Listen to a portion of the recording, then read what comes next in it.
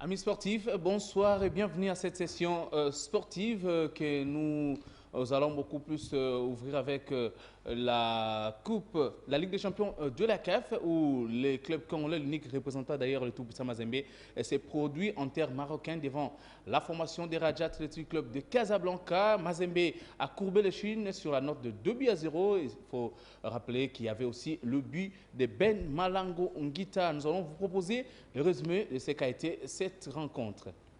Cauchemardesque pour les corbeaux des tout-puissants Mazembe de Lumbashi dans ces quarts de finale allés de la Ligue des champions de la CAF. L'unique club congolais encore en course qui s'est montré jusque-là bon voyageur à but de l'eau à Casablanca devant la formation marocaine des Raja Athletic où évoluent deux autres Congolais, Fabrice Ngoma et Ben Malango. Contre toute attente, Mazembe cueilli à froid. Ben Malango, ancien sociétaire du club louchois, sanctionne ses anciens coéquipiers en ouvrant le score dès la 5e minute de jeu après un corner bien botté de la droite vers la gauche.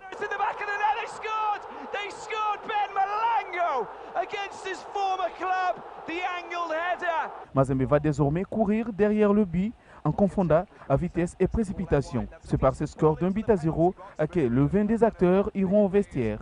Au retour de la pause, les Corbeaux reviennent avec de nouvelles ambitions, mais en face une équipe des Raja imperturbable. À force de chercher à égaliser, les Badiangwena tombe dans le piège des Marocains et encaisse un deuxième but à la 78e minute.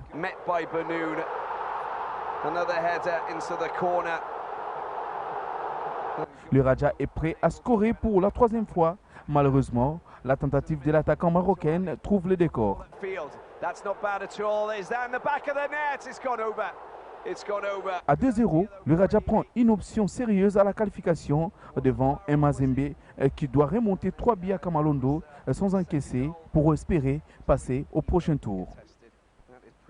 Voilà, et en marge de cette rencontre, sachez que lors de la conférence de presse d'après-match, le coach Pamphile Miayo Kazembe a reconnu quand même que son équipe n'était pas à la hauteur de cette rencontre, mais promet quand même de rectifier les tirs pour que l'équipe de Mazembe s'offre la qualification le vendredi prochain. On va l'écouter. C'était un bon match. On a perdu, l'adversaire a gagné. Ils ont montré pas mal de bonnes choses. Et nous, on a été en dessous. Voilà ce qui a fait la différence. Ils ont marqué des buts, ils ont gagné. Bravo à eux et félicitations. Mais je crois que rien n'est encore fini. Il y a encore le match retour qui nous attend. Donc on va essayer de bien préparer ces matchs-là et pour bien le négocier.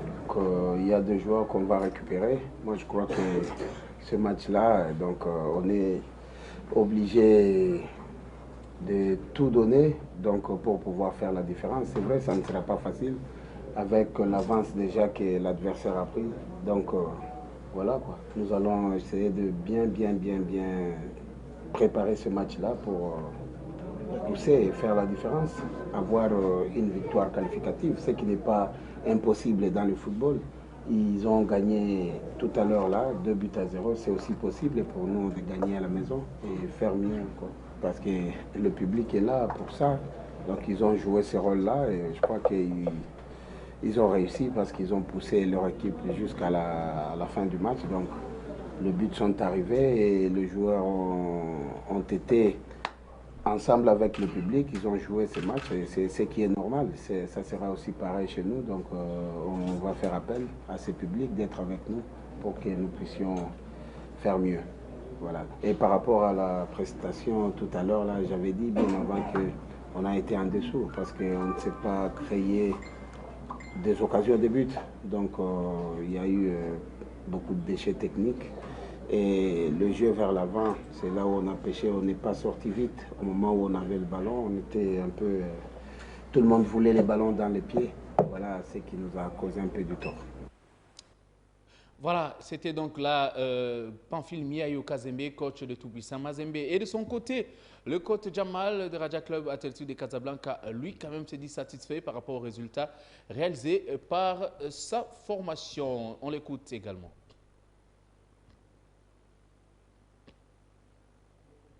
Voilà, comme je vous l'ai dit ici, qu'après la réaction de Pamphile Miayo en conférence de presse d'après-match, il y a aussi le coach de Raja Athletic Club de Casablanca, Jamal, c'est l'ami qui lui aussi s'est exprimé et s'est dit confiant surtout et satisfait des résultats réalisés par sa formation. On l'écoute. On a perdu, l'adversaire a gagné. Ils ont montré pas mal de bonnes choses. Et nous, on a été en dessous. Voilà ce qui a fait la différence. Ils ont marqué des buts, ils ont gagné. Bravo à eux et félicitations. Mais je crois que rien n'est encore fini.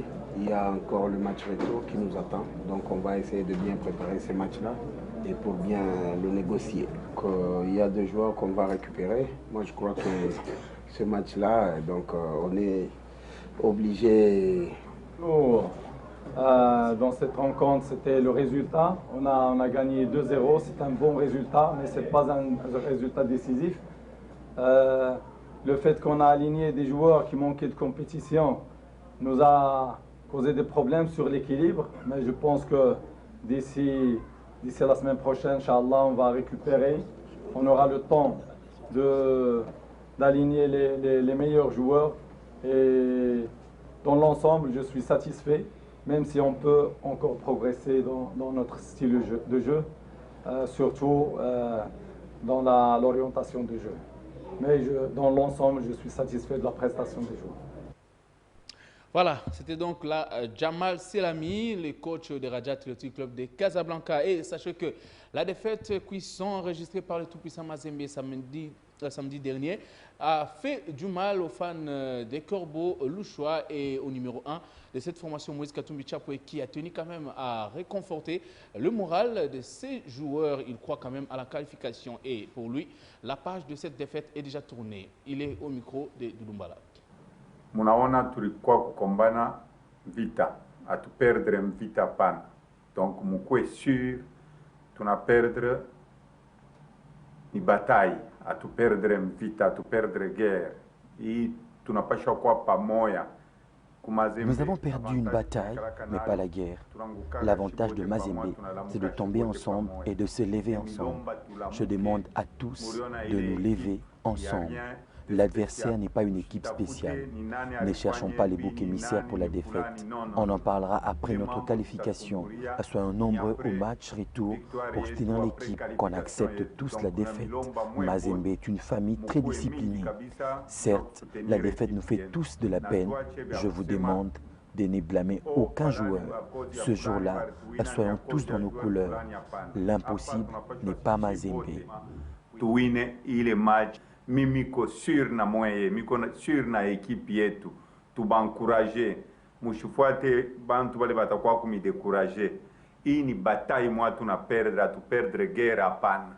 Ile ne milomba ni ile discipline tunekalaka nayo. Impossible ne pas Mazembe.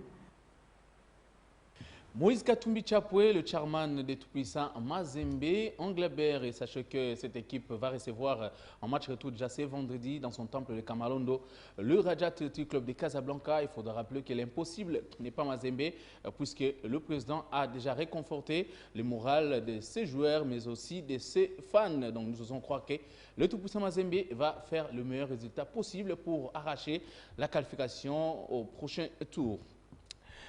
On va quitter la campagne africaine pour parler cette fois-ci de la Ligue nationale de football, la Vodacom Ligue 1. Le championnat s'est poursuivi déjà le week-end dernier. À noter qu'hier, dimanche, au stade de Kolwezi, la formation de l'AS Vita Club de Kinshasa a dicté sa loi devant Simba de Kolwezi 3-1 avec un doublé d'un fils maison, Maëlle Kalala, fiston qui monte en puissance. On va vous proposer le résumé de cette rencontre sous les commentaires de Lumbala. Par la grande famille des Moscovites résidant à Kolwezi dans la province de Lualaba, l'ASV Club ne pouvait que sortir de cette partie du pays par un meilleur résultat, c'est-à-dire la victoire. ce qui était déjà le souhait de ce Veclubien de Lualaba. On est très joyeux de recevoir notre équipe à Kolwezi. Tu vois l'ambiance, nos amis sont là, ils sont déplacés de Kolwezi jusqu'au Lualaba ici. C'est juste pour l'ambiance et aussi pour l'amour et la fraternité qu'ils ont envers leur équipe.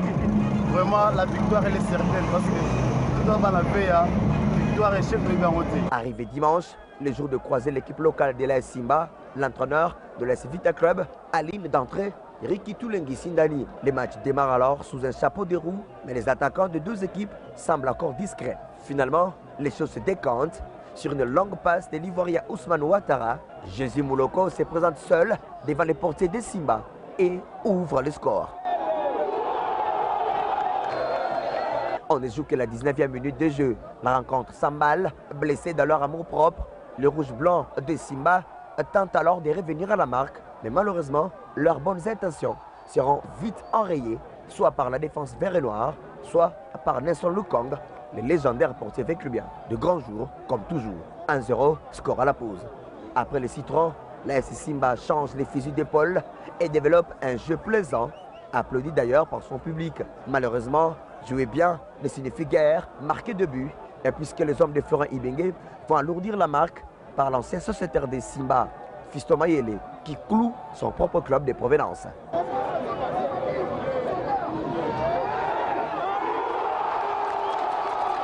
Comme indique son nom, Fiston Mayele, l'homme providentiel de l'AS Club ces derniers temps, marquera un deuxième but dans cette rencontre sur cette action.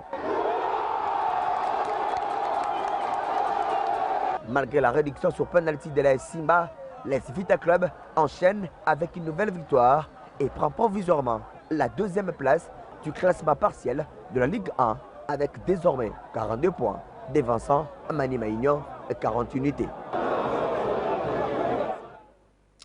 Voilà, et juste après cette rencontre, les deux entraîneurs se sont exprimés au micro de nos confrères qui étaient sur place. On va les écouter tour à tour.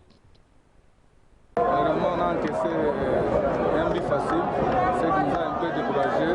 Mais le deuxième but aussi n'était pas correct, alors il fallait toujours forcer. Oui, 3 défaites d'affilée, c'est normal, c'est le football. C'est les 3 résultats du football. On va forcer toujours pour récupérer le point. On vient de jouer quand même, vous avez vu une accumulation de matchs, hein. On n'est pas des robots. Donc on ne pouvait pas avoir le même rythme après ces 4 matchs et en quelques jours. Donc on a su gérer, on a été intelligent dans le jeu. On a su gérer et puis on a eu la bonne idée de marquer avant cette équipe. Donc on a pu la gérer, conserver le ballon, même s'il n'y avait pas beaucoup de rythme. En seconde mi-temps, on a mis un petit peu plus de rythme pour tuer le match entre guillemets, même si le mot n'est pas beau. Donc pour prendre une avance substantielle. Donc voilà.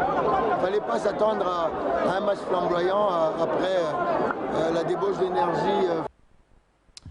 Et pendant ces temps à Kinshasa, la formation de cheminots de Saint-Oula-le-Popo a enregistré leur deuxième défaite ici à Kinshasa devant le Racing Club de Kinshasa. Score de la partie 1-0 en faveur du club quinois. On va suivre les résumés de cette rencontre.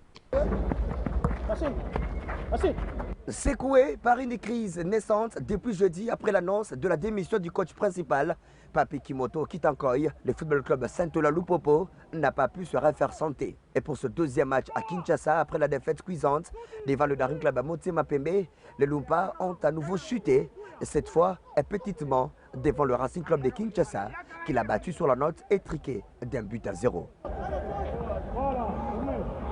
Habillé dans ses couleurs traditionnelles, le jaune et bleu, le FC Saint-Oula-le-Popo a connu une première période terne en termes d'action. Mpiana Mouzizi, le buteur maison de l'équipe, seul en pointe, se trouve à chaque fois pris à partie par la défense de RCK et les Quinois en profitent pour faire mal aux Lumpas. Très inspiré, Lino Masombo s'est montré lucide sur cette balle arrêtée et place son pied pour l'ouverture du score.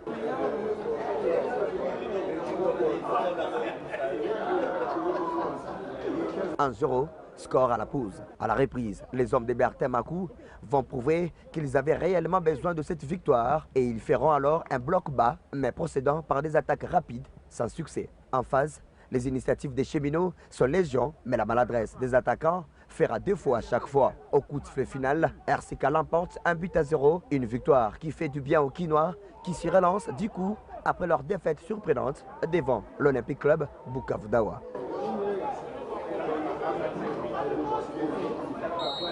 On va vous proposer à présent de suivre les réactions de deux entraîneurs juste après ce match. Donc on va écouter l'entraîneur intérimaire de cette formation de Saint-Oulol Popo, mais également Bertin Makou de la formation de RCK. Suivez. Cette victoire nous a fait du bien, cette victoire réunit encore l'équipe, nous solidarise encore davantage et ça a fait que le climat au sein du groupe puisse encore revenir. Alors l'adversaire aussi n'a pas démérité, c'est une très bonne équipe de Lupopo, vous avez vu comment ça a été. Ils n'ont pas démérité, sauf que l'unique but que nous avons marqué, on a essayé de garder ça un peu jalousement jusqu'à la fin, pendant 90 minutes. Il fallait chercher un second but, au cas où ça ne venait pas, il fallait conserver. Ce qui est déjà acquis, il faut le garder jalousement. C'était ça le principe. Il fallait resserrer un tout petit peu les lignes pour ne pas leur laisser des intervalles. Vous avez vu, ils ont eu la position du ballon, mais ils ont eu du mal à évoluer dans le jeu, à créer des espaces pour arriver juste dans notre but. C'était ça le souci, c'est-à-dire qu'au cas où on ne marquait pas un second but, il fallait garder jalousement ce qui était déjà acquis. Si vous voyez le match comme on avait commencé avec le match, du début jusqu'à la fin on a dominé le match, mais on n'a pas pu concrétiser le but. Et puis les occasions, on a eu vraiment, ça n'a pas été aujourd'hui. Bon, c'est un manque de concentration. Si vous voyez, s'il y avait la communication, on a eu des occasions nettes ici, s'il y avait la communication ou bien la concentration, on devrait marquer ces deux buts. Bon, dommage, qu'est-ce qu'on peut faire? Voilà, c'était là donc le coach Armand Moukendi, coach intérimaire de Saint-Oulol Popo, juste après la démission de Papi Kimoto Kitanko. C'est lui qui a pris les bateaux de commandement de cette formation en attendant la nomination de son successeur. Je m'en vais cette fois-ci vous proposer le classement, le classement partiel d'ailleurs de cette Vodacom Ligue 1. Déjà, le tout-puissant Mazembe est toujours premier avec 53 points, 20 matchs joués, goal average plus 39, suivi de l'AS Vita Club de Kinshasa qui a surclassé l'AS Maniema Union avec 42 points, 21 matchs joués. Maniema Union se pointe à la 3e position avec 40 points, 19 matchs joués, goal average plus 24 et Darrington Monté à Pembe 4e avec 38 points, 19 matchs joués, goal average plus 21. La jeunesse sportive groupe Bazano 37 points, 20 matchs joués et goal average plus 9. L'FC Renaissance du Congo vient à la 6e position avec 33 points, 21 matchs joués plus 4 goal average et l'AC Rangers de Lambero Sango 28 points. 23 matchs joués plus 2 goal average. Et au tableau, au bas du classement, plutôt, nous avons la formation de Sa Majesté Sangabalende qui compte 17 points, 17 matchs joués, goal différence moins 15. Et puis Bukavu Dawa, 13 points, 22 matchs joués, goal différence moins 34. La CNU qui ferme le tableau avec 9 points, 21 matchs joués, moins 45, goal différence. Et au tableau débiteur, Jackson Mouleka de Tout-Puissant Mazembe mène la danse avec 12 buts et suivi d'Empiana Mozizi de Saint-Oulol Popo avec 11 réalisations. Vini Bongonga, lui, se pointe à la 3e position avec 10 points. Vini Bongonga de 2 SMP. Il y a Fiston Maele qui aussi arrive à la 4e position avec 9 points. Fiston Maele de V-Club. Lelo Amfoumou de Rangers, lui aussi, et en ex-aequo avec Maele. 9 points donc, sont donc le buteur au niveau de ces championnats.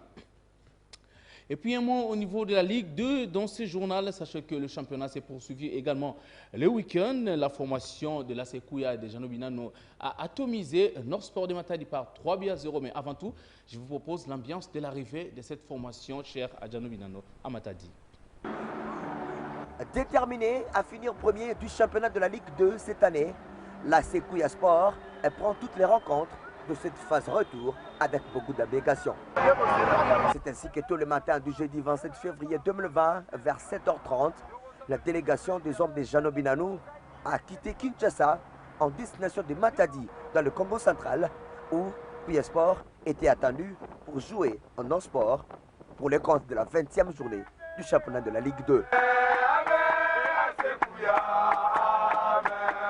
En chemin, quoi de plus normal que l'ambiance dans le bus soit chaude, agrémentée par le gardien Romain. Et après 7 heures de route, c'est finalement vers 14h30 que le jaune vert de la commune de Lemba arrive sur le lieu.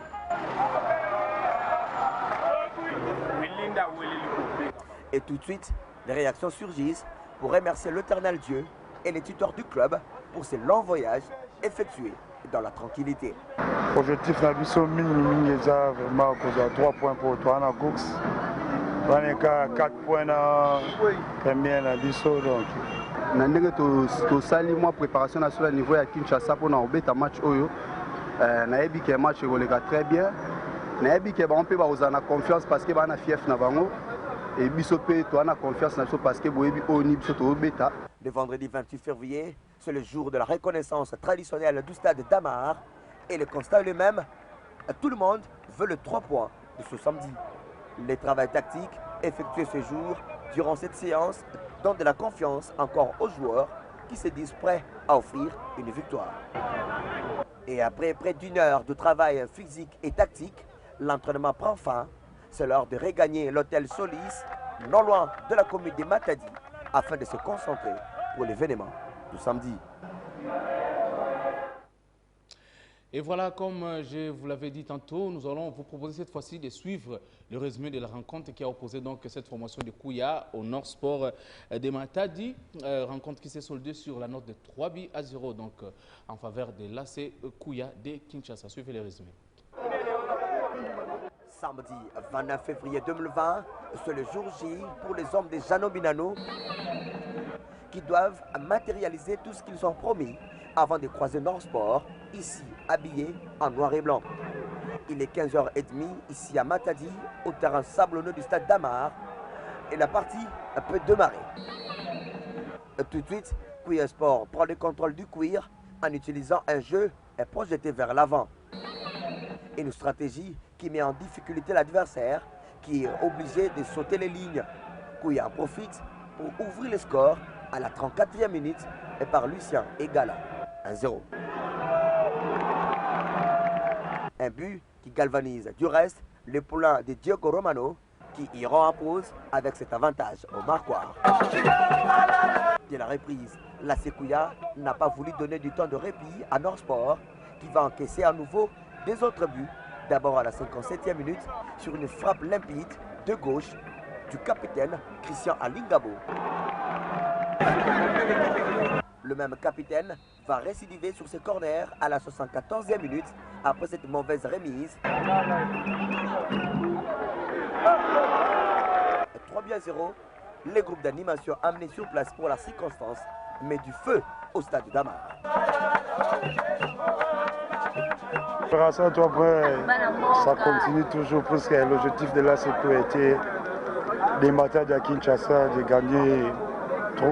gagner nos sports, donc c'est ça notre objectif. Ndeka na prometa kio kenesa que match va vraiment bien parce que tous qui serein, tous qui motivé pour un match où vraiment yango monika résultat neni salami victoire et pesami na ngam na biso.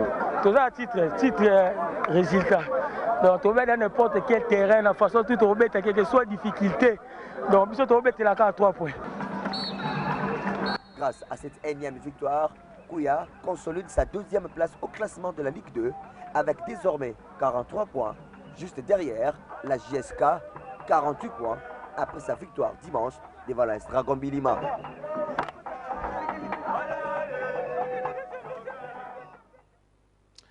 Et dans le même registre, sachez qu'à Kinshasa, pendant que Kouya battait Nord Sport de Matadi 3-0, c'était la même chose pour la jeunesse sportive de Kinshasa qui battait Dragon Bilima sur la note de 3-0. Donc c'est donc un tableau noir que vit cette formation des Dragon Bilima en cette Ligue 2. Et au classement, nous allons vous proposer le 3 premiers au classement. Donc, nous avons la jeunesse sportive de Kinshasa qui trône en tête avec 48 points pour 20 matchs joués. Et Kouya de Jano Binano vient juste à la 2e position avec 44 points pour 20 matchs joués. Et en 3e position, c'est les Aiglons de Obemina Kunjalanjoko avec 38 points et 20 matchs joués. Madame, messieurs, merci beaucoup. C'est ainsi que s'achève cette édition d'information sportive qui a été réalisée par Branly Moulambo. Et puis la prise de vue était assurée par Nono Numbi. Et les concours rédactionnels très remarqués de Douloumbala, mais également Roby Ebengo. Demain, vous allez retrouver Douloumbala pour un nouveau numéro. Moi, je vous retrouve très prochainement avec le même plaisir. Restez scotchés sur le programme de Univers Groupe Télévision, votre univers.